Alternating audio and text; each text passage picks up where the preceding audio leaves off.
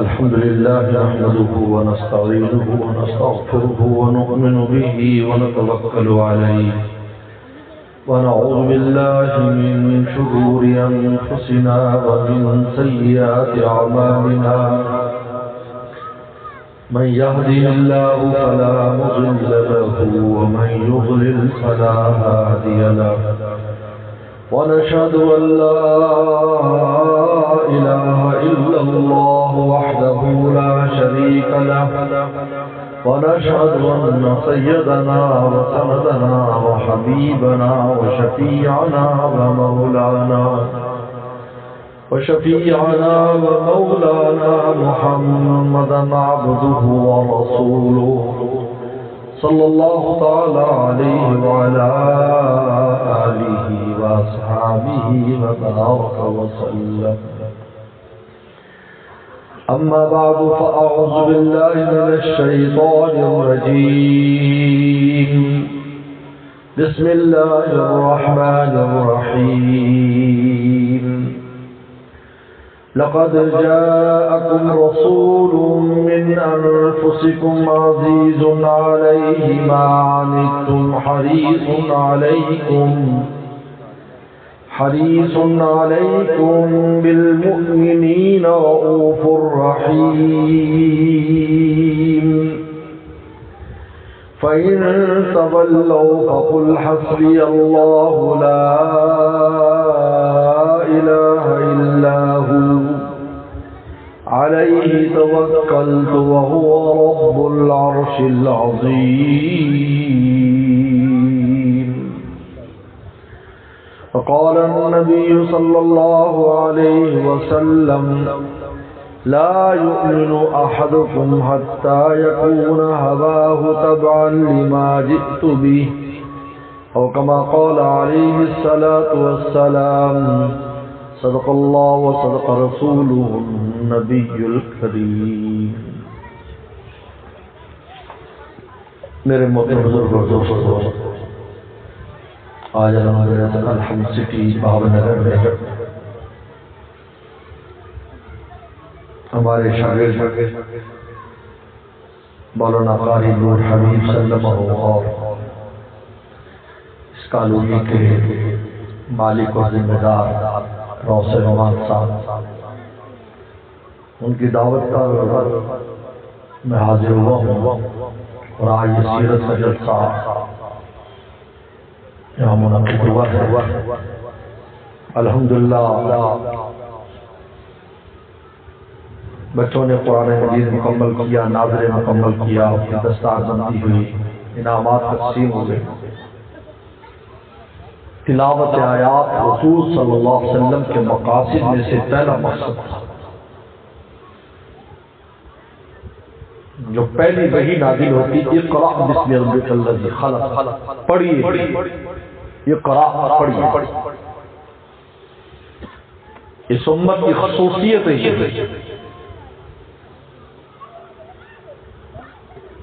یہ امت کی جو تعلیمات ہیں اس کی ابتدا اقرا سے ہوتی ہے. اقرا، پڑھیے. کیا پڑھیے؟ قرآن پڑھیے، اللہ کی کتاب پڑھیے. اقرا، اور پڑھیے ان کے رب کے نام سے، بسم ربک الذی خلق، جس نے پیدا کیا. اگر اللہ نے آپ کو انسان بنایا ہے تو اللہ نے آپ کی صلاحیت رکھی ہے کہ پیغمبر سلام پر اترنے والی وحی آپ پڑھ بھی سکتے ہیں اور اپنے سینے میں محفوظ بھی کر سکتے ہیں. سب سے پہلے پیغمبر پڑھتا ہے، پیغمبر اپنے سینے میں محفوظ کرتا ہے، پھر امت سنتی ہے اور امت پڑھتی ہے اور امت محفوظ کرتی ہے. اس لیے آپ نے فرمایا اللہ نے میری کتاب کے لیے تختیاں نہیں بنائی کہ تورات اور انجیل کے لیے جنت کی تختیوں پر لکھی اتری تھی. اللہ نے میری امت کے سینوں کو ہی تختی بنا دیا کہ جس میں کتاب محفوظ ہو جاتی.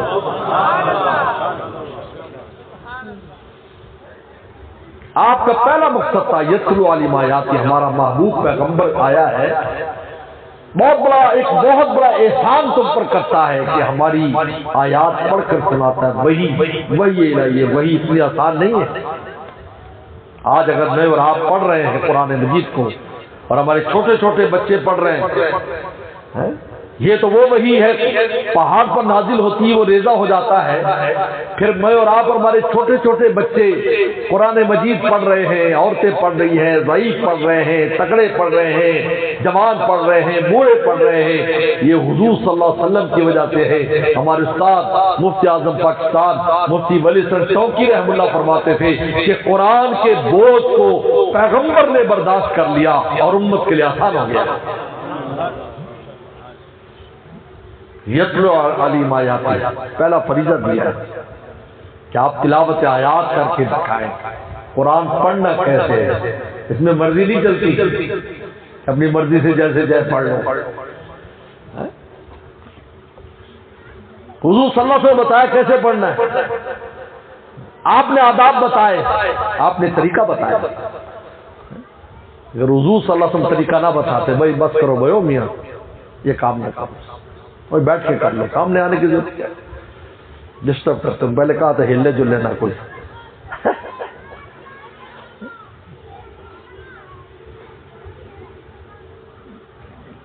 ہر زبان میں کتابیں ہیں، آپ جیسے پڑھ لیں، کسی کو کیا اعتراض اگر آپ معنی سمجھ رہے ہیں؟ کیوں بھائی انگریزی میں کوئی چیز لکھی اور آپ تھوڑی سی ٹیڑھی میڑھی کر کے پڑھ لیں، لیکن آپ کو بات سمجھ میں آ جائے تو مقصد حل ہو گیا۔ اردو میں کتاب لکھی ہوئی ہے، آپ صحیح اردو نہیں ہے لیکن آپ بات سمجھ میں گئے بھی یہ کیا کہنا چاہتا ہے تو ٹھیک ہے۔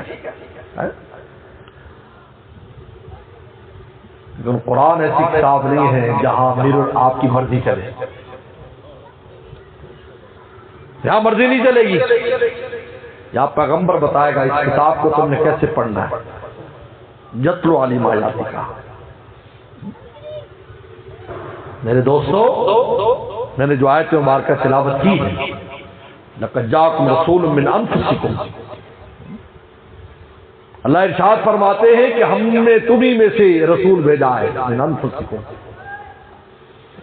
جو مکہ شریف میں پیدا ہوئے، 40 سال مکہ شریف میں گزارے، لوگوں نے آپ کا بچپن بھی دیکھا، آپ کا لڑکپن بھی دیکھا، آپ کی جوانی بھی دیکھی اور آپ کا ادھیر پن بھی دیکھا، پوری زندگی مکہ والوں کے سامنے تھی کہ تم میں سے ہم پیغمبر لے کر آئے ہیں، ہم نے کسی فرشتے کو مامور نہیں کیا کہ آسمان سے فرشتہ بھیجتے، فرشتہ تمہارے مسائل کو نہ سمجھتا، ہم نے وہ پیغمبر بھیجا ہے جو یتیم کے دکھ کو محسوس کرتا ہے، جو بیوہ کے دکھ کو محسوس کرتا ہے، جو غریبی کے دکھ کو محسوس کرتا ہے، جو بھوک کی تکلیف کو محسوس کرتا ہے، جو پیاس کو محسوس کرتا ہے، جو اکیلے پن کو محسوس کرتا ہے، جو جانتا ہے کہ یتیم کے دل پر کیا گزرتی ہے جب کہ اس کا باپ بھی نہ ہو اور اس کا ماں بھی نہ ہو اور وہ صرف مولا کے سہارے پر ہو۔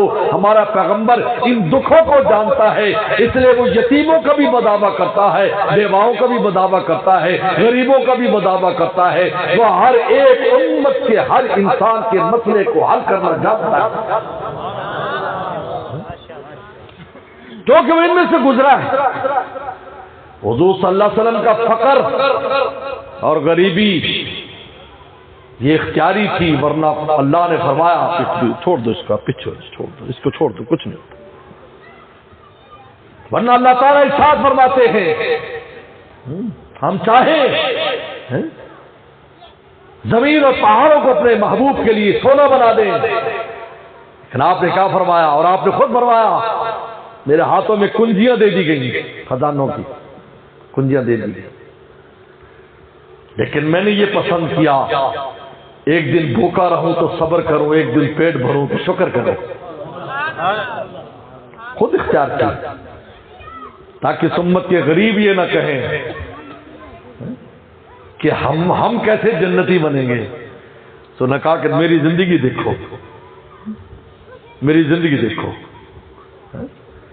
میں نے بھی غریبی میں وقت گزارا ہے لیکن اللہ کی شکایتیں نہیں کی۔ آج ہم پر حالات آتے ہیں ہم اللہ کی شکایتیں کرتے، حکومتوں کی شکایتیں کرتے، حکومتوں کو گالی دے رہے ہیں۔ تیرا اور اللہ کا معاملہ، اللہ فرماؤ ما من دابۃ فی الارض الا اللہ رزقها، ہر ایک کا رزق ہمارے ذمے ہے، تیرا اور مولا کا معاملہ ہے، معاملہ وہاں خراب ہے، گالیاں دوسروں کو دیتا ہے۔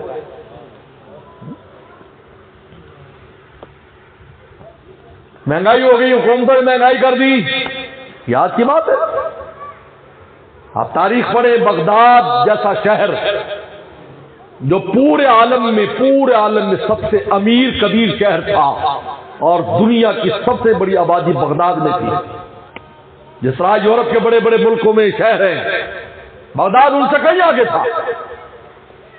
لیکن جب اللہ نے غریبی مسلط کی ان پر تو ایسے حالات آ گئے کہ بیل کے سارے جتنے سونے کے بدلے میں ایک روٹی ملا کرتے، ایک روٹی۔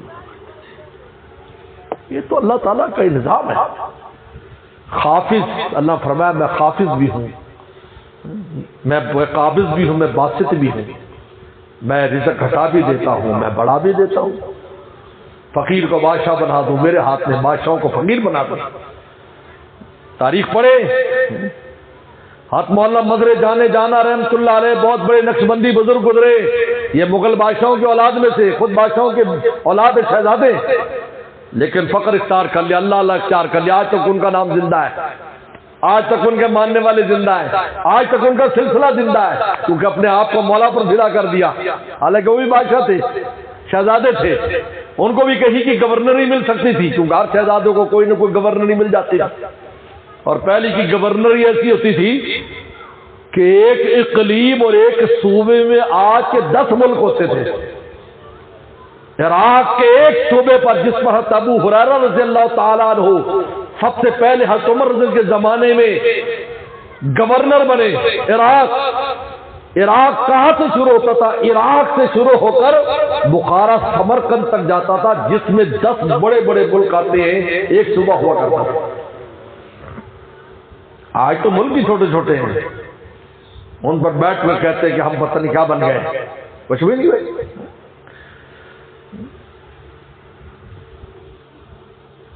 تو حضرت فرماتے ہیں مولانا مدر جانے جانا رحمت اللہ علیہ کہ میں نے ایک مغل بادشاہ کو دیکھا جو دلی پہ حکومت کرتا تھا، اور اتنا دبنگ بادشاہ تھا، اتنا ظالم بادشاہ تھا، کہتے اس کے دربار میں چڑیا بھی پر نہیں مار سکتی تھی۔ لیکن پھر وہ وقت بھی میں نے دیکھا جب انگریزوں نے دلی پر قبضہ کیا کہ وہ بادشاہ دلی کی جامع مسجد کے باہر بھیک مانگا کرتا تھا۔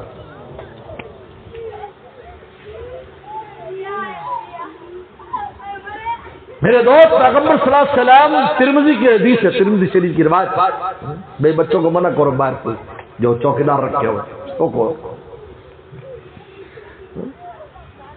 ترمذی شریف کی حدیث ہے، پیغمبر صلی اللہ علیہ وسلم گھر تشریف لاتے، اما عائشہ صدیقہ رضی اللہ فرماتی گھر آتے تھے، حضور صلی اللہ علیہ وسلم معمول تھا تہجد کی نماز پڑھتے، اس کے بعد 2 رکعت جب فجر شروع ہو جاتی تو 2 رکعت پڑھ کے کچھ آرام فرماتے، پھر مسجد میں تشریف لے جاتے، امامت کراتے، نماز پڑھانے کے بعد تشریف فرما ہو جاتے، صحابہ کا حلقہ لگ جاتا، دینی گفتگو شروع ہو جاتی، کوئی خواب پوچھتا، کوئی مسئلہ پوچھتا، کچھ آپ بیان کرتے، یہاں تک کہ اشراق کا وقت ہو جاتا، بلکہ کبھی کبھی چاش کا وقت بھی ہو جاتا، اور پیغمبر اسلام فارغ ہو کر 9-10 بجے گھر تشریف لاتے، اور اما عائشہ صدیقہ سے روزانہ آ کر پوچھتے تھے آئندہ کے غدا، اے عائشہ گھر میں کھانے کے لیے کوئی ناشتہ پانی ہے؟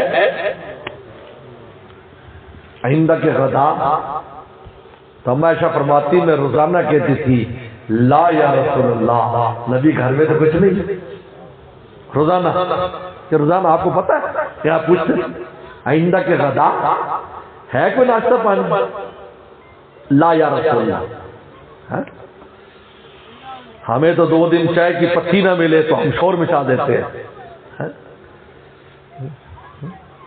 حضور صلی اللہ علیہ وسلم نے وقت اسی لیے ایسا گزارا تھا امت کو بتانے کے لیے کہ تم پر کیسے بھی حالات آئیں، مولا کے در کو نہ چھوڑنا، زبان کو قابو رکھنا۔ یہ تم جو باتیں کرتے ہو تم دراصل اللہ کی شکایت کرتے ہو، اللہ کی شکایت کر رہا ہے، فقیری پر رو رہا ہے اور بڑے بڑے انٹرویو دے رہا ہے، یہ دراصل مولا کی شکایت کر رہا ہے۔ یہ سارا نظام تم پر کا ہے، نیچے والوں کا تھوڑی نظام، اوپر والوں کا نظام۔ آپ فرماتے ہیں اندک کے غدا ہے ناشتہ؟ لا یا رسول اللہ، تو رسول اللہ کیا فرماتے؟ ہنس کے فرماتے انی صائم، ایسا میں نے روزے کی نیت کر لی، میں نے روزے کی نیت کر لی۔ جو غم ملا غم جانا بنا دیا، جو بھی غم ملا مولا کے کھاتے میں ڈال دیے۔ آج تو ہم اپنے ان غموں کو جس سے ہمیں مولا مل جائے ضائع کر دیتے ہیں، ضائع کر دیتے ہیں۔ جس طرح پانی ضائع ہو رہا ہے، ہمارا پانی ضائع ہو رہا ہے نا، ہے؟ اگر ڈیم بن جاتے تو پانی ضائع نہ ہوتا نا، یہ پانی ضائع ہو رہا ہے۔ آج ہمارا حال بھی یہ، ہم پر آنے والے حالات جن میں اگر رسول اللہ کا طریقہ اپنایا جاتا تو ہم مولا کا قرب مل جاتا، ہم مولا والے بھی ہو جاتے اور ہمارے مسئلے بھی آسان ہو جاتے۔ اللہ تو اس لیے دیتے ہیں تاکہ تم مولا والے ہو جاؤ۔ یہ عذابات اور یہ مسائل کیوں آتے ہیں؟ لعلہم یتضرعون، تاکہ لوگ زاری کریں، میرے ہو جائیں۔ ایک اللہ والے نے بڑی خوبصورت بات کی کہ ایک آدمی اس لیے مارے ڈنڈا کہ میرے پاس کیوں نہیں آتا، مجھ سے کیوں نہیں لیتا، ادھر ادھر کیوں جاتا ہے، اور ڈنڈا مارے تو بتاؤ اس کے یہ ڈنڈا مارنا یہ عذاب اور سختی ہے یا پیار ہے کہ ڈنڈے کی وجہ سے کم از کم میری پاس آ، میں تیرے مسئلے کو حل کروں گا۔ اللہ تعالیٰ مشکلات سے لاتے ہیں تاکہ ہم مولا کے در پر پڑ جائیں، تاکہ مسئلے بھی حل ہوں گے، مولا بھی مل جائے گا۔ جو غم ملا غم جانا بنا دیا، آلام روزگار کو آسان بنا دیا۔ تو اللہ تعالیٰ ارشاد فرماتے من انفسکم، تمہیں میں سے ہم نے پیغمبر بنایا ہے، تمہاری مشکلات کو سمجھتا ہے، تکلیف جو جانتا ہے۔ پیغمبر سلام خانہ کعبہ کے ساتھ ٹیگ لگا کر بیٹھے ہیں، حتی عمار ابن یاسر رضی اللہ تعالیٰ عنہ جن کی پوری پیٹھ کی چربی نکل آئی تھی انگاروں کے اوپر، اپنی پیٹھ نہیں دیکھنے دیتے تھے، کبھی ننگے نہیں ہوتے تھے، کہتے تھے میں نے اس عمل کو اپنی نجات کے لیے چھپا رکھا ہے۔ لیکن ایک بار امیر المومنین حضرت عمر رضی اللہ تعالی نے فرمایا عمار ذرا وہ پیٹھ تو دکھا دے جو انگاروں کو اپنی چربی سے بجھا دیا کرتی تھی۔ کہا کہ حضرت میں یہ دکھانا نہیں چاہتا، میں نے یہ اپنے اللہ کے لیے رکھا ہے کہ قیامت دن مولا کہیں گے تو کیا لایا ہے، میں پیٹھ دکھاؤں گا، تیرے محبوب کی محبت میں میری پیٹھ پر آثار اور نشانات دیکھ لیجیے۔ لیکن امیر المومنین تھے، کہا کہ نہیں میں حکم دیتا ہوں۔ پیٹھ اٹھائی اور عمر کی ہچکی بن گئی، چمڑی کی جگہ پر چربی کے نشانات تھے ان کی پیٹھ پر۔ تین نہیں چھوڑا، حق نہیں چھوڑا۔ آج ہم پر تھوڑی سی مشکل آتی ہے، ہمیں وسوسے آنے لگتے ہیں، یار ہم کیا ہوا مسلمان بن کے ہمیں کیا ملا یار، اللہ بھی ہمارے ساتھ ایسے کر رہا ہے۔ استغفر اللہ۔ حکیم محمد تھانوی رحم اللہ سے ایک اسی طرح مجمع میں کسی نے کہا کہ اللہ نے کافروں کو یہ دیا وہ دیا، کون کو اس وقت لندن کی بڑی شہرت تھی، لندن میں یہ لندن میں وہ ہے، امریکہ تو بعد میں وجود میں آیا، اس وقت لندن ہوتی تھی۔ انہوں نے کہا دیکھو ہمارے حالت کیا ہے ہندوستان میں اور ان انگریزوں کی حالت کیا ہے۔ بڑی خوبصورت بات فرمائی، فرمایا بھئی یہ تو اللہ کی تقسیم ہے، تمہیں باطنی دولت دے دی، ان کو ظاہری دولت دے دی، تمہیں ایمان کی دولت دے دی، ان کو مال و دولت دے دیا۔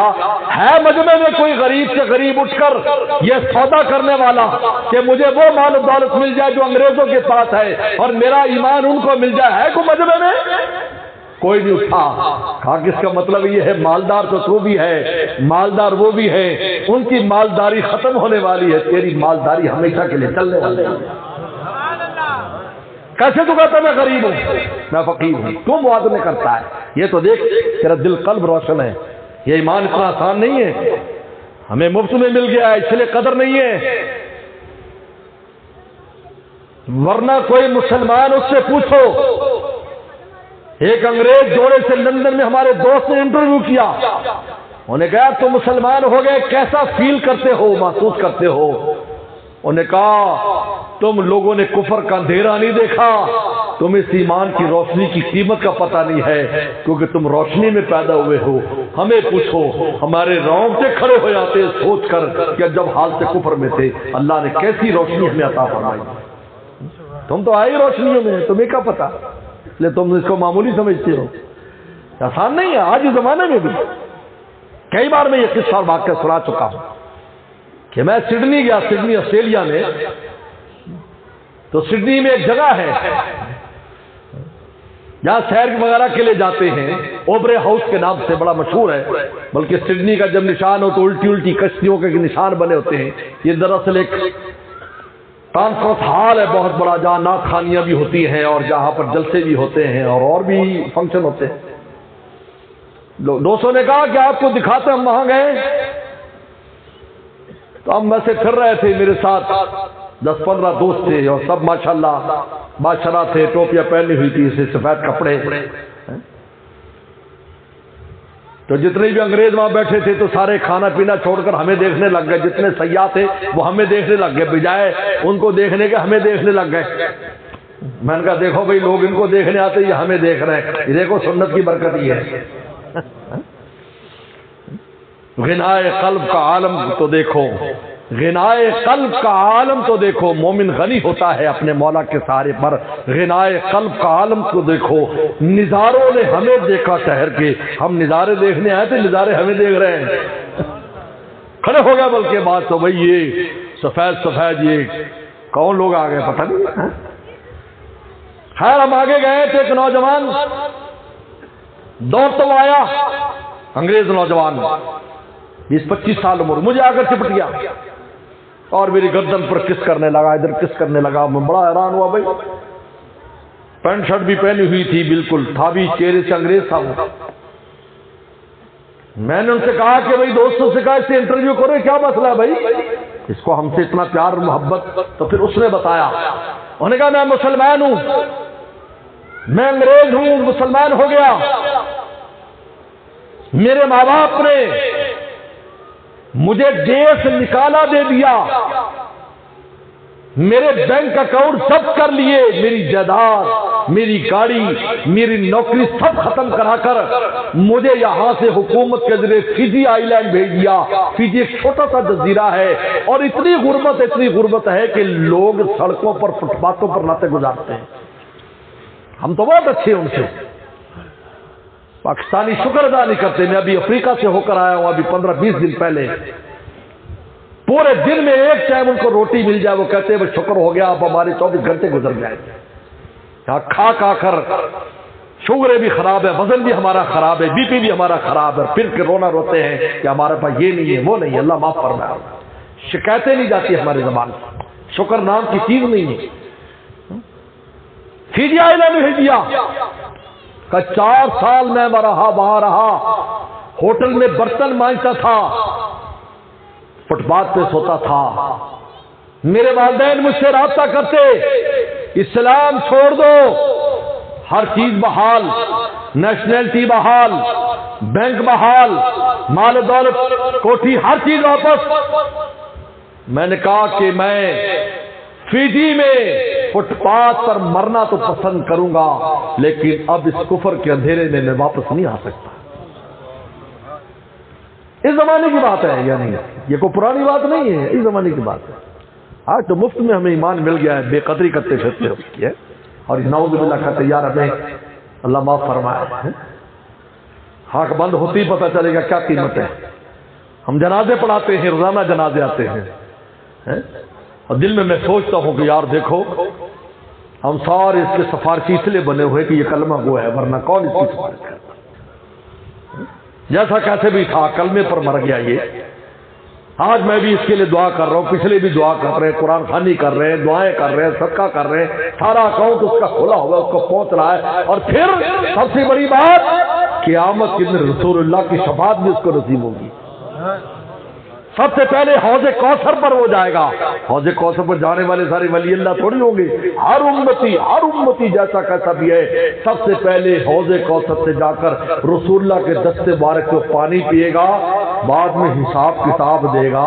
جو رسول اللہ سے پانی پی کر آئے گا حدیث میں آتا ہے پھر اس کو کبھی پیاس نہیں لگے گی. لوگ میدان محشر میں ان کی زبانیں لٹک کر پیٹ تک آ جائیں گی پیاس کی وجہ سے, لیکن رسول اللہ کو امتی جیسا کیسا بھی ہوگا اس کو پیاس نہیں لگے گی. وہ رسول اللہ کے دست مبارک سے حوض کوثر پی کر آیا ہے.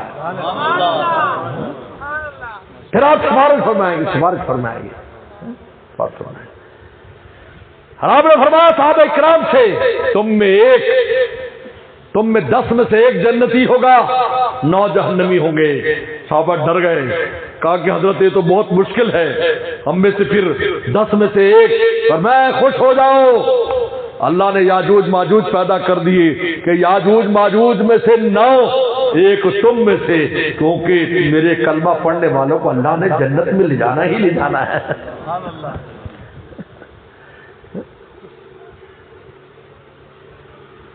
کہا میں مرنا پسند کروں گا, کفر میں نہیں جاؤں گا. کہ 4 سال مسلمانوں کو پتا چلا, مسلمانوں نے ہائی کورٹ میں, آسٹریلیا ہائی کورٹ میں دعویٰ دائر کیا. بحث چلتی رہی, 4 سال مقدمہ چلا. آ کر حکومت نے اس بات کا فیصلہ دیا جج نے کہ ہر ایک یہاں مذہب اختیار کرنے میں آزاد ہے, لہذا اس کی نیشنلٹی بحال کی جائے. پیسے ویسے تو کیا ملنے تھے. کہا 4 سال کے بعد میں اپنے ملک میں واپس آیا ہوں اور میں نے یہاں پر ایک چائے کا ایک کھوکھا کھولا ہے. میں نے جب آپ کو دیکھا تو میں نے کہا یہ ہمارے مسلمانوں کو کچھ سکالر اور عالم آئے ہوئے ہیں, اس لیے مجھے بڑی محبت آئی اور میں آپ کے پاس آیا ہوں یہ ریکویسٹ لے کر کہ آپ میرے اس کھوکھے پر بیٹھ کر چائے پی لیں. لوگ کہتے ہیں مولوی بنا دینا روٹی کتنے ملے گی, اور میاں پتہ نہیں کہاں چائے پینی پڑتی ہے. سب نے چائے پی اور چائے کی لذت آج بھی محسوس کرتے ہیں, کیونکہ جس جذبے کے ساتھ اس نے چائے بنائی اور چائے پلائی آج بھی آسان نہیں. تو حضرت تھانوی رحمہ اللہ نے فرمایا کہ کسی کو باطنی دولت دی, کسی کو ظاہری دولت دی, لیکن ان کی دولت اس لیے حضرت علی کرم اللہ وجہہ سے کسی نے کہا کہ آپ تو پڑھنے پڑھانے میں لگے ہیں اور لوگ مال بنا رہے ہیں. کہا کہ رضینا قسمت الجبار فینا لنا علم وللجہال مالو, ہم اللہ کی تقسیم پر راضی ہیں, ہمیں علم دیا ہے اور جاہلوں کو مال دیا ہے. فإن المال یفنی عن قریب, اور یہ مال تو ختم ہونے والا ہے. والعلم ان العلم باق لا یزال, اور علم دنیا میں بھی ساتھ ہے, قبر میں بھی ساتھ ہے, حشر میں بھی ساتھ ہے, جنت میں بھی ساتھ ہے. جنت میں بھی حدیث شریف میں آتا ہے جب اللہ جنتیوں کو پہلی حاضری ہوگی جنت میں جمعے والے دن, اور سب کچھ عطا کر دیں گے. پوچھیں گے کچھ اور چاہیے؟ اللہ ہماری تو زبان ہی بیان نہیں کر سکتے, ہمیں کیا کچھ مل گیا, ہم اور کیا مانگیں. فرمایا ارجعوا الی علمائکم, جاؤ اپنے علماء سے مشورہ کرو. جاؤ یہ جو مولوی لوگ ہیں نا ان سے مشورہ کرو, یہ تمہیں بتائیں گے اور کیا مانگنا ہے. بھی علماء کے پاس آئیں گے, کیا مانگیں گے؟ کہا کہ اللہ سے اعلان کراؤ, اللہ اعلان کر دے کہ میں تم سے راضی ہوں, کبھی ناراض نہیں ہوں گا, کیونکہ ابھی تک اعلان نہیں ہوا. تو وسوسہ اور ڈر ہے, جب اعلان ہو جائے گا تو بات پکی ٹھکی ہو جائے گی. تو میرے دوستو, اللہ تعالیٰ ارشاد فرماتے ہم نے تم میں سے محبوب بھیجا, عزیز علیہ ما عنتم, کیسا محبوب ہے, ہر وہ چیز جو تم پر گرا ہوتی ہے رسول اللہ پر بھی اس کی گرانی ہوتی ہے. اگر کوئی ایسی چیز جو امت کے لیے بھاری ہے, حضور صلی اللہ علیہ وسلم اس کے وزن کو پہلے محسوس کرتے ہیں اور پھر خدا سے مانگ کر آسانیاں اللہ تعالیٰ سے آسانیاں دلواتے ہیں. معراج میں حضور صلی اللہ علیہ وسلم گئے, آپ مجھے بتائیں اتنا اونچا مقام ہے معراج میں حضور صلی اللہ علیہ وسلم کا کہ جہاں جبرائیل السلام بھی نہیں جا سکے. لیکن وہاں پر بھی جب 50 نمازیں دی گئیں تو امت کی فکر پڑ گئی کہ امت کا کیا بنے گا۔ وسلم تو پڑھ لیتے 50 نماز، آپ تو پڑھ لیتے، آپ ویسے ہی پڑھتے تھے، رات کو لمبی لمبی نماز پڑھتے تھے، پوری رات ایک آیت میں گزار دیتے تھے حضور صلی اللہ علیہ وسلم۔ کہا یہ امت کیسے پڑے گی؟ تخفیف کرائیے، تخفیف کرائیے۔ موسیٰ علیہ السلام کا مشورہ شامل ہوا، اس میں بھی عجیب نکتہ لکھا ہے کہ موسیٰ علیہ السلام کا کیوں مشورہ شامل کیا رکھا اللہ تعالیٰ نے؟ اس لیے کہ موسیٰ علیہ السلام نے مطالبہ کیا تھا ربی ارنی انظر الیک، کہ اللہ میں آپ کو دیکھنا چاہتا ہوں، اور میں لن ترانی، تو ہرگز مجھے نہیں دیکھ سکتا۔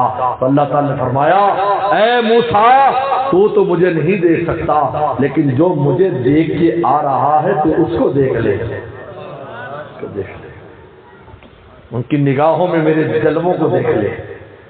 میں ان کو دیکھتا ہوں جو مدینہ دیکھ آئے ہیں، جن آنکھوں میں وہاں کے جلوے سمائے ہیں۔ شاعر کہتا ہے میں مدینے والوں، اس لیے تو حاجی کا استقبال سنت ہے، عمرے والے کا استقبال سنت ہے، میں اس کو ملو کیونکہ وہ اللہ کا دربار اور رسول اللہ کا گھر دیکھ کے آیا ہے۔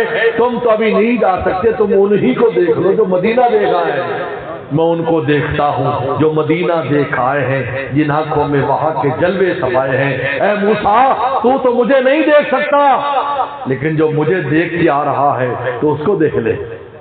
اس لیے موسیٰ علیہ السلام کو حدیث میں آتا ہے بخاری میں آپ کو غم ہوا جب آگے گئے کہ میرے بعد آنے والا جوان مجھ سے آگے جا رہا ہے، آپ چھٹے آسمان پر